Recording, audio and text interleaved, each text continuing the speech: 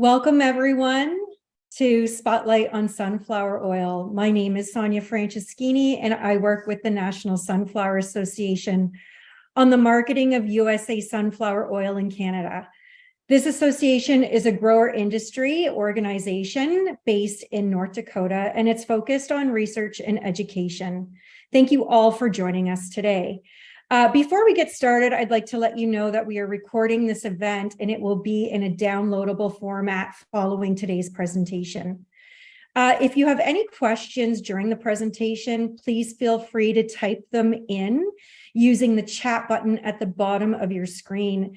And we'll reserve questions for the end of the presentation where our panelists will be happy to answer questions that are filtered through. So please don't be shy. In 2022, the industry experienced disruption in the edible oil supply chain around the world.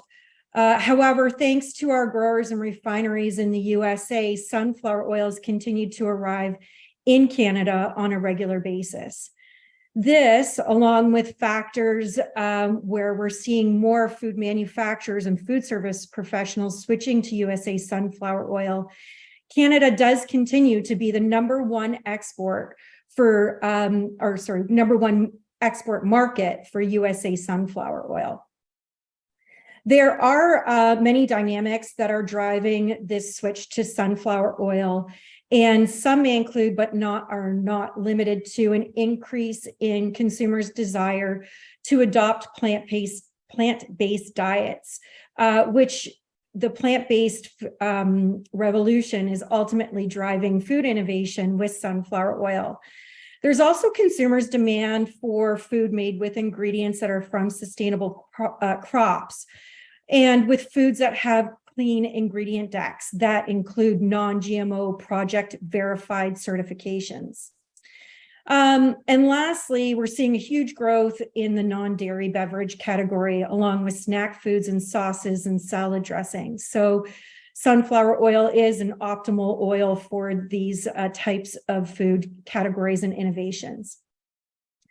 Today's discussion will offer a variety of perspectives regarding uses and benefits of sunflower oil, from food service menu and product innovation to health benefits and debunking common myths. Our panelists today will explore the many advantages that sunflower oil brings within their respective disciplines. But it won't stop here. We're going to hear about consumer trends, challenges, and opportunities within each of our panelists' field of work. And it will be interesting to see if there's a common thread with respect to trends, consumer demands, and innovation. So with this in mind, I'd like to introduce all of our guests to our panel. Today, I'm joined by John Sandbakken. He is the Executive Director of the National Sunflower Association. John, give a little wave. We have Matt Dean Pettit. Matt is a chef and cookbook author. We're also joined by Amanda Young. She is the founder of Kiss Foods. And lastly, Andy DeSantis, give yourself a wave, registered dietitian. So I'd like to thank all of our panelists for joining us today, and each of you will have a chance to talk about your respective industries. So look forward to speaking with you shortly. Before we hear from our food industry experts, I'm joined by John here to share some insights on this year's sunflower crop. Hi, John. Thank you so much for joining us. I'm sure a lot of our participants are interested in supply chain and product trends. How have recent developments in the edible oil supply chain impacted the production and distribution of sunflower oil? And what trends do you foresee in the upcoming year? Thank you, Sonia. I think the biggest developments in the vegetable oil space is the increasing demand for renewable fuels. This has impacted canola oil and soybean oil to a great degree as prices have risen above historical price ranges. The U.S. sunflower oil industry has decided to focus its oil supply for food uses rather than renewable fuels. Our product is better fit for food use, and I see this trend continuing in future years as well. So considering Canada's significance as the leading export market for USA sunflower oil, In your opinion, what insights can you share about the current market conditions and the outlook for production in 2024?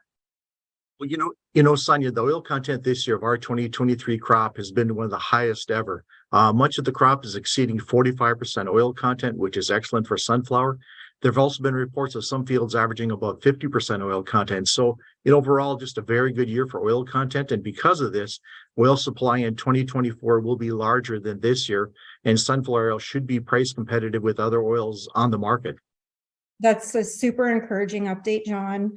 Of course, none of this would be possible without our dedicated growers. And how do sunflower growers contribute to the quality and availability of sunflower oil? That is, are there any specific practices or innovations that have played a crucial role in ensuring a steady supply of high quality sunflower oil? Our sunflower growers are good stewards of the land, and one of the key elements to providing sunflower oil to our customers. And sunflowers enrich and rejuvenate the soil. They have deep tap roots that help break up layers of the soil and help make sunflowers drought resistant. They also need a lot less water than many other crops, and growers use a no-till technique to grow sunflower. This is a process that decreases soil erosion and also results in moisture retaining in the soil. The no-till management of sunflower crops also helps reduce greenhouse gas emissions, and using these growing practices makes sunflowers profitable to grow and helps to ensure that oil that the market desires is available. Well, John, I think it's safe to say that sunflowers are a sustainable crop, and I'm sure that all of us can agree that sustainability is a trend that will drive the agenda for many businesses in 2024. Now that we've heard from John about the sunflower oil crop, I'd like to turn our attention to our first panelist and food expert, Chef Matt Dean Pettit. Hi, Matt. Hi, Sonia. How are you? Great. Thank you so much for joining us today. I love our panelists to be able to introduce themselves because it's always better to hear it from the source. So why don't you just give us a quick overview of who you are and your work? Yeah, sure. Thank you so much. Welcome, everybody, today. This is a lot of fun. So my name is Chef Matt Dean Pettit. I'm originally from the great town of Midland, Ontario. If you're not familiar with that, that's about an hour north of Barrie, and great in the winter season, and even better, they say, in the summer season with all the islands and boating and everything. Been in now. It's funny. I started as a busboy at 13, a prep cook at 14. And sort of just kept working my way up, spent time in Europe, came back, and just really continued into hospitality and culinary. This is actually, it's funny, I think I need to update my bio because this is actually my 30th year in hospitality. I started when I was 13. I'm now 43. I may act still 25, Sonia, but yeah, no, it's crazy. It sneaks up on you. And I think, from owning restaurants such as Rock Lobster, food trucks, working, by myself as an independent owner to a team of 180, luckily being able to sort of, keep growing and developing as we got through the pandemic with ghost restaurants and ghost kitchen concepts and product lines with grocery such as Loblaws and retail, a couple cookbooks, and now most recently a new concept in downtown Toronto called Trinity Market, which is a snack bar, wine bar, sort of hybrid bottle shop. And if you're not sick of my face yet, you can catch me on City Line with Tracy Moore as one of her in-house chefs almost every week there. So yeah, the plate is full, and it's a little snippet about me. Amazing. Thanks for that, Matt. And you've had your hand in a lot of different sectors of the industry. So it's so fantastic to have you in attendance to share your perspective. So with that said, currently, what food trends are you seeing emerging in the food service sector? And are there any sort of both drink and food trends that you can sort of share with us today? Yeah, I think what we see is that consumers are looking for authenticity. The word sustainability has already come up many times throughout this early discussion and panel chat. And I think it's, authenticity, real products, clean decks, as you mentioned. People are looking and they ask, they always ask, where's this from? Or what is this what is it about? And give us a story. Our concept of Trinity Market is about that. We're very open book on sort of the products we carry. We want something that comes from a farm and always not quote unquote a factory in many cases. And so we're very, we see that. We see, the rise, if we're just speaking in general terms, of bottle shops. We see a lot of prepackaged goods. The P word, which I swear I wouldn't say, the pandemic sort of, brought the rise of really, really great quality, ready to eat dishes and meals. And we're still seeing that now in hybrid places like mine, which is part restaurant, part bodega, snack bar, grab and go, where people can take these things out. But the underlying or overlying factor really with that is that they want quality. They're looking for quality on those. So, it's great to see. Amazing. Now, as a culinary expert, how have you incorporated sunflower oil into your recipes, and what culinary benefits does it bring to the many dishes that you're offering at Trinity Market? Yeah, thank you. That's a great question. I think, again, for me, being taught as a young cook, and as I get older, it always comes back to using, quality ingredients, sustainable ingredients, and letting the hero of the dish sort of sing. So when we speak of sunflower, and sunflower oil, it's perfect because it's a neutral oil. Again, I go back to letting the hero of the dish sing. If you're making something that, wants to be the highlight and should be the highlight, you don't want to mask it with overlying flavors, right? There's a reason why we look at some of these great dishes all over the world, whether it be Italian, it's 2 or 3 items max in the dish. And it's such a wonderful, comforting dish in many cases, or style, of cuisine. So I think it really comes down to using, premium, using fresh, using real, and because that's what people are asking for. Definitely. From a health perspective, are your customers demanding healthy options on your menu? And if so, what are they looking for? Yeah, no, for sure. Like it's again, that is just a common thread across the board, right? Don't get me wrong. There's always a time for a little indulgence. And like anything, moderation is key. But people are looking for baked. They're not always looking for, say, heavy deep fried. Or if they're looking for something that's fried, it's with something that's, a heart healthy oil, such as sunflower oil. So, I think it's, I always say as a chef, if I'm not part of the solution, I'm part of the problem. And, that's really the one thing that always hits home with me. I spent many years in seafood, and it was the same thing. It always comes back to sustainability, traceability, being proud to stand by a product that you're using. We're just caretakers passing things through, and the general public and consumers, which thankfully pay all of my and our team's salaries and all of our livelihoods, and a huge proportion here in Canada of the workforce, they reliant on us. They're reliant on cooks like me and a lot of people in this panel today. So yeah, they're looking for these, and we have to be able to deliver to the best of our ability for them. Definitely. So sunflower oil, what I've noticed, sort of obviously working for the NSA, but also walking shows like the Restaurants Canada show and CL.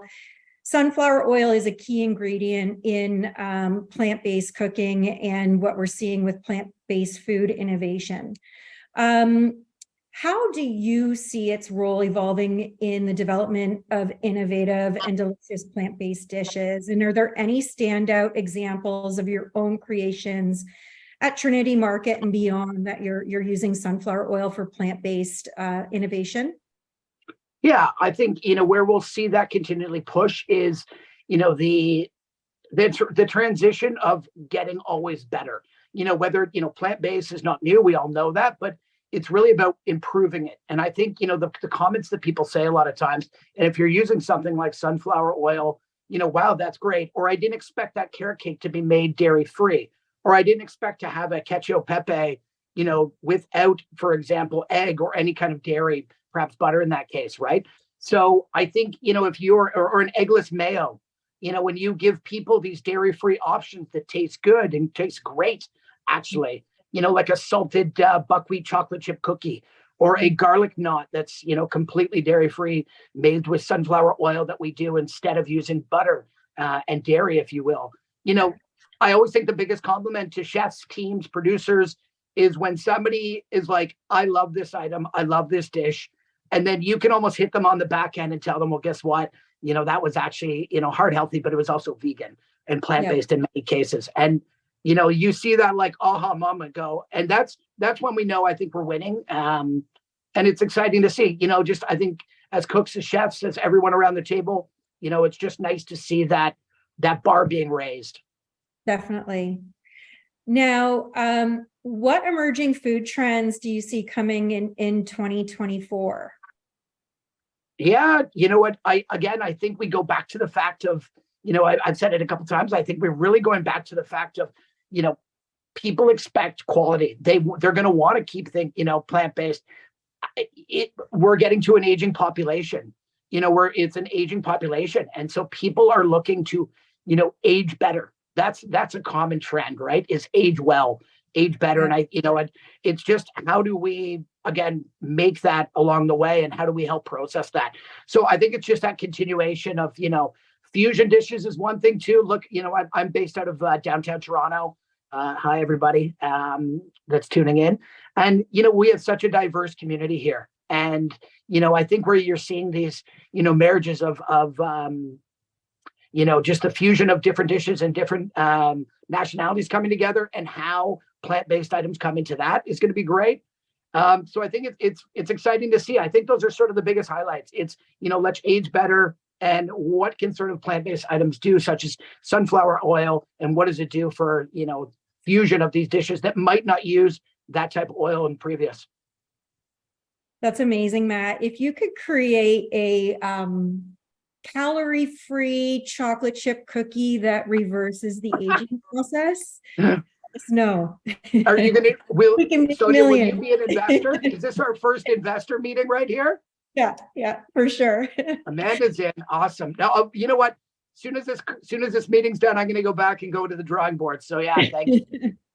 Thank you so much, Matt. This was super insightful. And I think our discussion around the uses of sunflower oil in the restaurant setting segues really nicely into our next panelist, Amanda Young, the founder of KISS Foods. So at this point, I'd like to turn the screen over to Amanda. Amanda, thank you so much for joining us. And similar to Matt, I'd love if you could just take a minute to introduce yourself to those tuning in. Well, good afternoon, and thank you for having me. Very nice to be here. I'm Amanda Young. I am the founder of KISS Foods. KISS Foods has a line of 4 unique salad dressings, which are clean, fresh, and local. We make the dressing just outside of Toronto. We have small kettle batches. We use no preservatives, and we're low in sugar.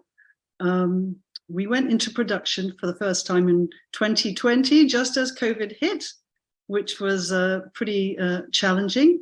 But we went to Evergreen Brickwork Markets, and we started being able to sell our dressing there. And now we're in independent grocery stores, and we're in the Whole Foods in Ontario, in the local program, and doing well. We're doing well after a very rocky start. No doubt. And that's an incredible success story, Amanda, that you started at grassroots and markets, and now I can go into Whole Foods and see your product on shelf. So congratulations to you. How has sunflower oil played a role in the development of your food products, and what unique qualities does it bring to your recipes? Well, with the salad dressing, the most important ingredient is the oil. It's 60% oil in our dressing. So of course, that's the most important ingredient we have to pay close attention to. So we chose the sunflower oil really because of its neutral taste. And the neutral taste allows our bold flavors to be front and center. It's not being muddied by the different oil that we use. It also is interesting that the sunflower oil blends very nicely and easily with our emulsified dressings. So we don't have to use, even though we have small batches, it still takes torque to emulsify a dressing. And the sunflower oil is, because it's so much easier, it's less torque on all our ingredients and less processing, which is good for everything. Definitely. In context of evolving consumer preferences for healthy and sustainable food options, How does sunflower oil align with KISS Foods' commitment to providing products that meet these demands? Well, the sunflower oil, for instance, with the sustainability and the health benefits. The health benefits is amazing because the sunflower oil has a long shelf life. And because we use that sunflower oil, which is as fresh as it can be, we don't have to use the preservatives, and we can keep it in the fridge, and then it takes away that preservative chemical element in our processed food. It's also sustainable oil. We can get it from North America so that the carbon footprint is less for us, and we use glass bottles instead of plastic, which is good for the sustainability as well. Definitely. And that's what I know that consumers are definitely looking for. In addition to sustainable ingredients, packaging is up there as well. So it's great you're ahead of the curve there. Sunflower oil is often associated with clean labels. How has the use of sunflower oil supported KISS Foods in meeting clean label trends? And what challenges or successes have you encountered in this regard? Well, the clean label, one of the big issues is with sunflower oil is knowing that it's all GMO free. When you talk to Whole Foods, definitely Whole Foods is a GMO free environment. So is somewhere like the Big Carrot in Toronto. So that it's an incredibly important part of our whole value system is our three core values of clean, local, and fresh. For us, sunflower oil supports that in every way, and that's another reason why we chose to use it. Yes, that's a great mandate that that Whole Foods has implemented. And like I said, I was there on the weekend and saw your product at shelf, so that was great to see. How does KISS Foods educate consumers about the benefits of sunflower oil? And in your interactions, do you find that there's any misconceptions that you need to address with your customers? Well, the way we talk to our customers is through the demos and through our at the market, and it makes a huge difference when you talk to people and you ask them would they like to try it. As soon as they try our dressing, it's usually it's absolutely no problem. They'll buy it. And there isn't a big pushback for the oil that we use. We always tell them that it's from from North American oil, and that seems to be the big thing, that people want to have local products. They don't want to have oil from all over the different world. If it's from North America, that's a big selling point for us. And that's and talking to people at the market, it's a huge issue where our ingredients, trying to know where your products come from is a huge issue. We know it's a competitive retail landscape out there. And how does KISS Foods navigate securing shelf space? And how do you stand out amongst your competitors? Well, it's interesting that grocery stores are very interested in finding new fresh products. And they're even more interested in Ontario to try and find local products made in Ontario. So we don't find it difficult to get onto the grocery shelves. We have a very, very clearly want to be clean, fresh, and local, and we keep to our core values, and we will not compromise on our quality, and we're growing our product organically. So we support all the grocery stores with demos, and we are there to build our brand, and slowly but surely we're getting a customer base which is incredibly strong. That's great. And I'm sure those demos, you're receiving some invaluable feedback from customers as far as what they want and what they don't want with that one-to-one interaction. So that's super valuable. Amanda, thank you so much. This was very insightful. As mentioned, I've had the pleasure of enjoying your dressings and can vouch that they are incredible. Miso ginger is my favorite. And, I feel good about eating your product as well because of the clean ingredients and that it's a product made with integrity. So thank you for that. And I'm just going to switch gears now. Speaking of healthy products and healthful food choices, I've got Andy DeSantis here, registered dietitian. Andy's here to speak about healthy food choices while offering a perspective on how sunflower oil can be integrated into a healthy diet. Andy's also here to dispel the news that sunflower oil may cause inflammation. And this is sort of a myth that's been circulating. And it's relative to seed oils, but not all seed oils are created equally. So we have Andy here to just speak on those issues or topics, should I say.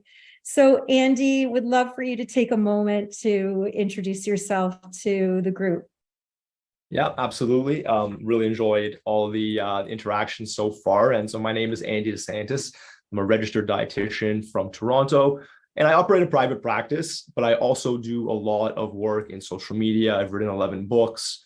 I've written for multiple platforms on the internet. What I really enjoy is first and foremost following the science, giving people peace of mind around their food choices, and interacting with people one-on-one, as I do in my private practice, but also looking more broadly at trends, at scientific insights, and sharing that information via writing or video on social media, my blog, my newsletter.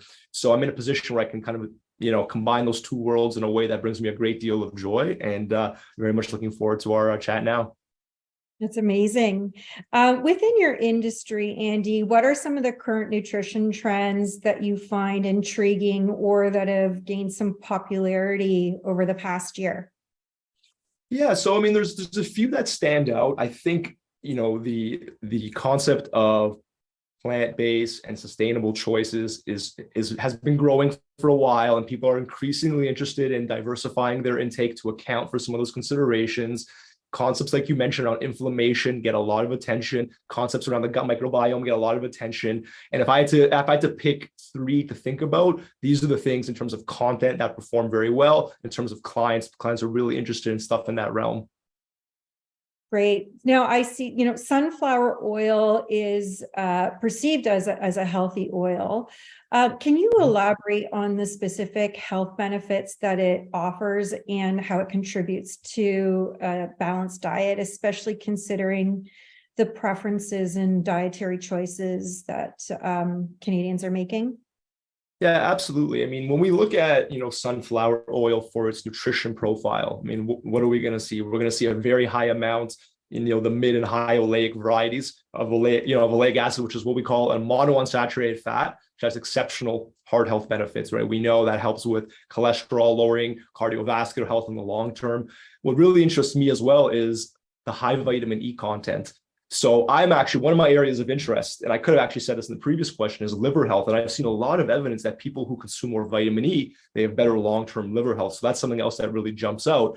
And of course, in terms of, consumer interests, right? We talk about, people are very interested in non-GMO products. Again, we have another box check there. They're interested in, and again, we'll talk about this, I'm sure, but even the smoke point of oils.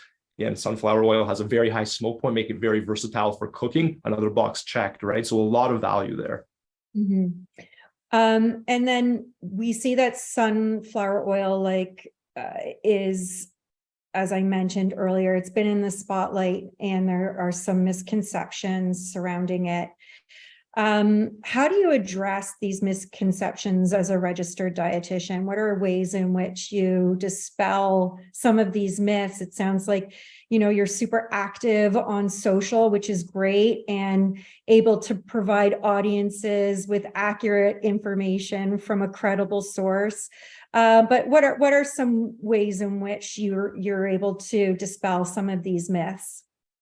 Yeah, absolutely. So, I really enjoy looking at the concept of inflammation. So I'm going to answer this question a few different ways. I'm going to tackle it from a few different angles. I think first and foremost, we have to look, objectively at the science and the studies. And we see clearly that, the fats made up in sunflower oil do not contribute to inflammation. In fact, it's quite the opposite, right? Their net contribution is much more likely to be anti-inflammatory. But then we have to also look, and I think this is to give consumers peace of mind, that when we think about inflammation, right, it's not based on a single food or a single choice. When scientists look at inflammation and inflammatory potential of someone's diet, they look at everything they're doing as a whole, and then they see where the balance sways.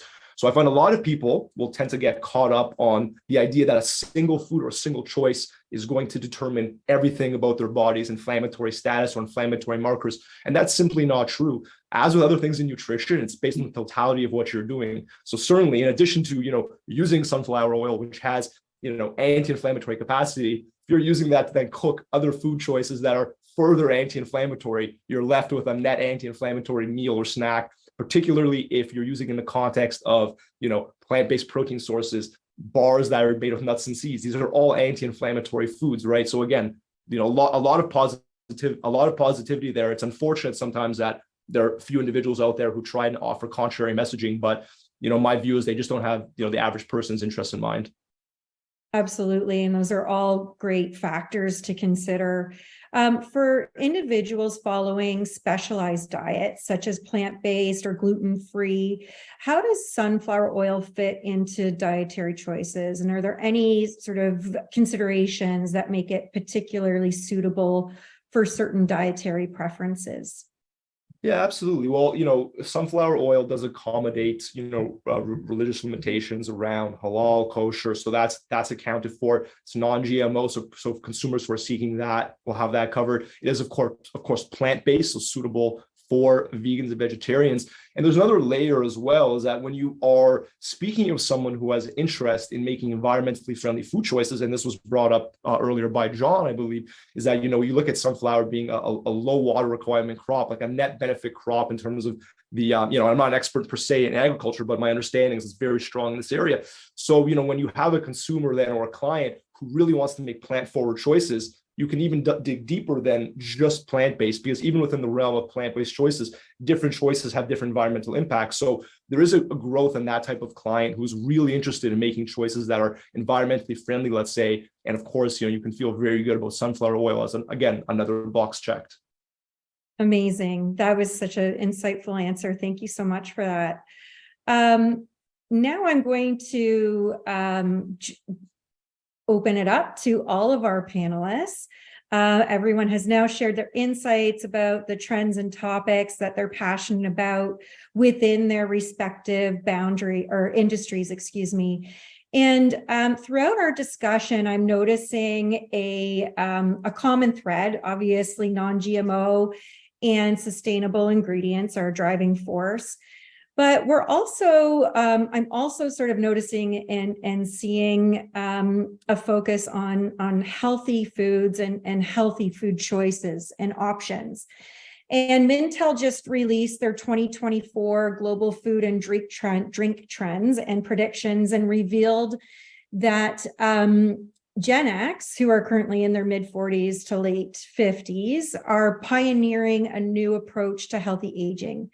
And that includes products and practices, choosing products and adopting practices that will help them thrive in their diverse lifestyles for now and decades to come. And since all of our panelists' businesses are all focused on providing healthy options to consumers, what health trends are you focused on in 2024?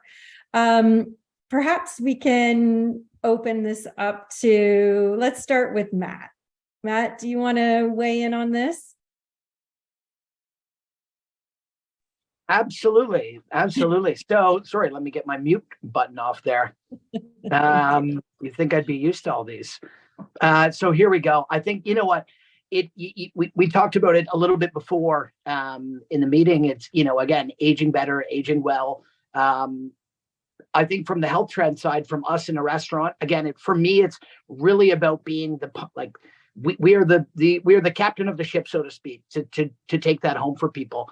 If I'm making a bad choice in the restaurants or in events and whatever we're doing, Andy's telling people the message, Amanda's using the product, for example, in her way. We have to do the same in our restaurants. So I think, what we're seeing is, again, people asking for these choices, as you said, and we talked about it as is it a trend? It's a trend, pardon me, on the horizon now.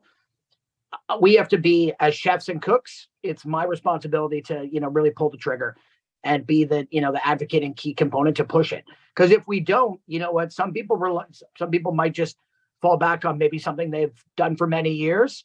But I think messaging such as this and messaging that everybody's talked about today, from everybody around the table, it's important. It's important also for other cooks and other chefs and food service people to hear, because then they will make more and more of these switches. And again, it's really interesting, and it's important. It's important messaging to get.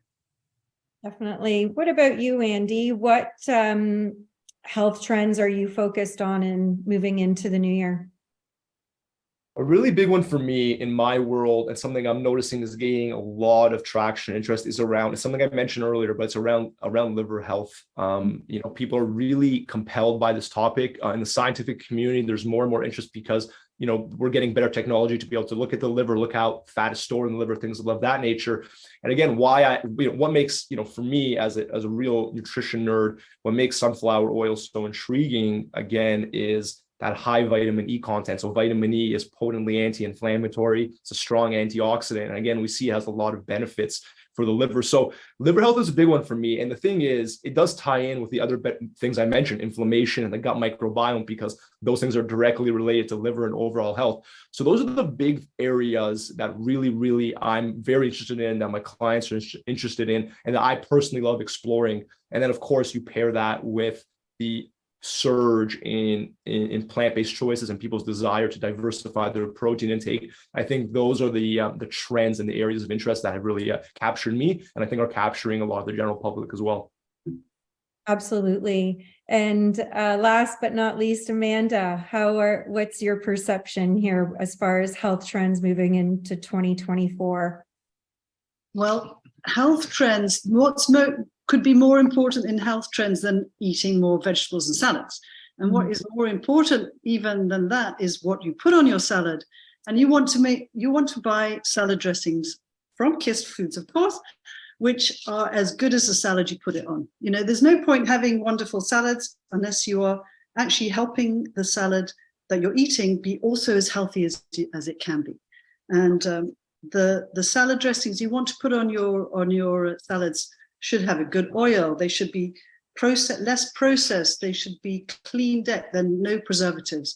In the fridge to keep the freshness and stop the, and keep the taste as well as all the nutrients in your salad dressing. So the health food, the longevity, everyone is focused on living a healthy long life, not a long life, that's not healthy, that's not what you want. And you have to eat lots more veggies and lots more salads. And I think you need to make sure that the salad dressing you put on those salads is just as good. Great.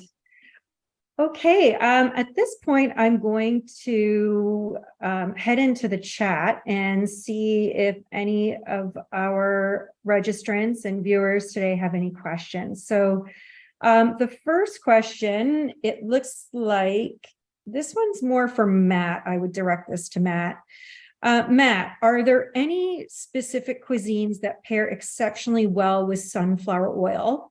And are there any specific cooking techniques that work best for this oil? Two-part. We'll start with number one. Specific cuisines that pair exceptionally well. Yeah, that's a broad question, but I would say, you're looking at something that maybe a cuisine that uses a lot of oil in their base, whether it be in sauces and so forth. So my brain and just expertise, and I spent a lot of time over in Asia. So for me, there's a lot of oil that does go into Asian cooking, whether it be in sauces or frying or light frying or shallow frying. So to me, right away, there's easy swaps and easy solutions there, right? So from a lot of cases, peanut oil, for example, that's heavily used. I think this is where that easy adoption to something like sunflower oil. Andy brought up the point, if I didn't mention it before, one of the reasons we do use it, one of the many reasons that we use sunflower oil is that high smoke point.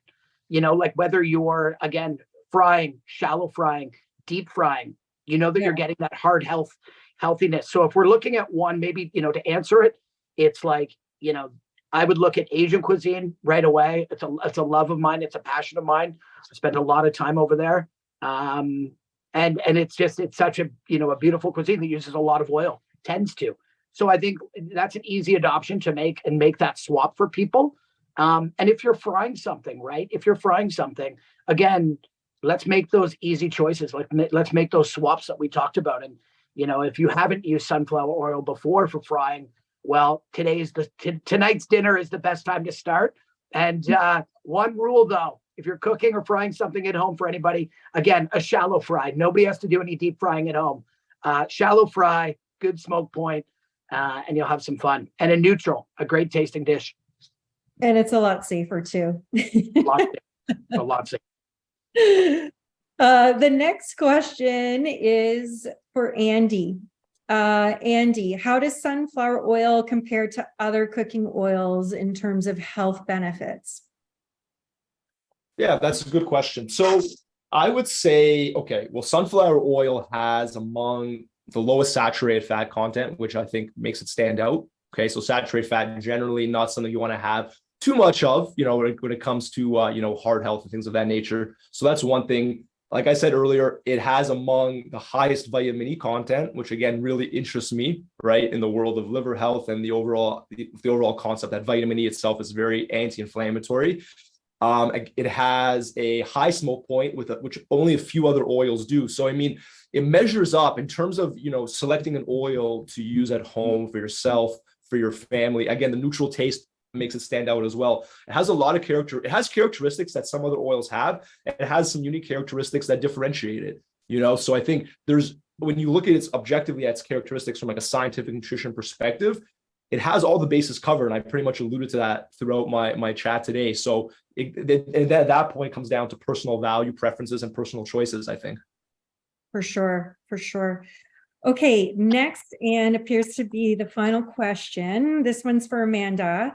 Amanda, can you speak to the typical shelf life of your dressings, and how does sunflower oil extend that shelf life compared to other oils? Well, I can tell you that sunflower oil has a good long shelf life, and if you put it in the fridge, that is even longer. Our dressings are all made with not with preservatives, they're not pasteurized. So for us, it's incredibly important that sunflower oil is in there, because we can use fresh ingredients, we put them in the fridge, and we have a shelf life of definitely of a year. And it tastes just as good at the end of that year as it does at the beginning of that year. And that is a hugely because of the sunflower oil. But it's an amazing oil. It's got a beautiful, lovely, clean, fresh taste, and this lovely long shelf life, which adds to our dressing being a year without the use of chemical preservatives. That's amazing. Yeah, that's incredible. Well, I think there's one more question here. We've got about 30 seconds here for this question, and this one is, I believe this one's for Andy. What is the difference between virgin sunflower oil and refined sunflower oil? The smoke point is not at all the same, right? So I might even bring John in on this one. When I'm looking at sunflower oils, I'm thinking more in terms of the mid oleic and the high oleic varieties, which have that higher smoke point, that high monounsaturated fat content. John, if you want to add something to that, I'd be more than happy to hear your expertise on that as well. Well, the main difference between the virgin and the refined is that the virgin is not gone through the refining process; it's just filtered. And so, but the smoke point would be identical. There wouldn't be any difference because you wouldn't take on any of the properties in the virgin that you would have in the refined. So amazing. That's great. Thank you, John and Andy, for tackling that one together. And final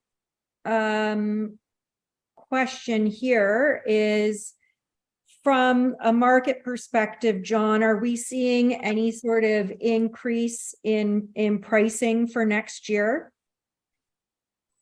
from what I see prices coming down for sunflower oil. We did have that war premium bumped in right after the Russia-Ukraine incident started, but prices have trended down since then. And so now I foresee that happening in 24. Great. Well, we need to wrap up this session. It's been incredibly insightful. On behalf of John and the National Sunflower Association, thank you, Matt, Amanda, and Andy, for sharing your knowledge and your time with us today. We hope that everyone enjoyed today's event and will consider the switch to sunflower oil. If you have any questions, feel free to email me. Thank you so much.